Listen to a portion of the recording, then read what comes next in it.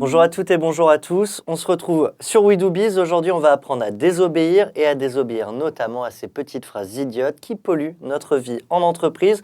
Avec moi, Stéphane Degonde. Bonjour Stéphane. Bonjour, alors dis-nous tout. Alors il y a des phrases en fait qui cheminent dans les couloirs des entreprises et des phrases qui, à force d'être répétées, employées, finissent par polluer le quotidien des collaborateurs. Des phrases du type tu prends ton après-midi quand vous avez décidé de partir à 18h au lieu des 20h ou 20h30 habituels. Des phrases du type aussi c'est pour quand vous posez la question d'un document ou d'un travail à rendre pour une date ultérieure, on vous dit c'est pour hier, pour vous montrer à quel point il y a une urgence à opérer en fait ce travail. Une autre phrase du type vous n'êtes vraiment pas assez corporate quand vous avez par exemple émis un message et que la question indispose par exemple. Ça peut être une autre phrase du type « j'aimerais que vous soyez force de proposition ». Alors ça, c'est quand votre manager a perdu le fil de ses idées. Ou une autre phrase qu'on emploie aussi beaucoup « je suis crevé, je bosse tous les week-ends et je ne prends plus de vacances ». C'est pour montrer à quel point vous êtes finalement très désorganisé.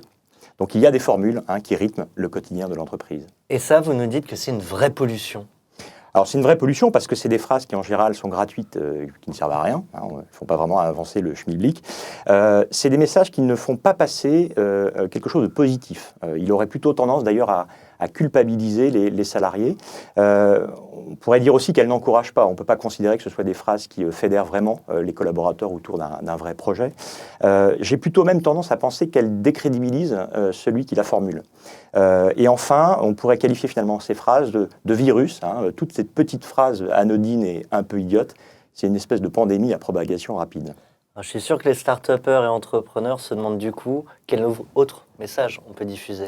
On pourrait déjà faire passer des messages beaucoup plus bienveillants, en insistant sur les choses qui sont positives. On pourrait faire passer aussi des messages utiles et précis, des vrais messages qui vont responsabiliser les collaborateurs qui vont les entendre. On pourrait aussi parler de messages chargés de sens, pour donner, on a tellement en fait cette attente de sens dans les entreprises dans lesquelles on travaille.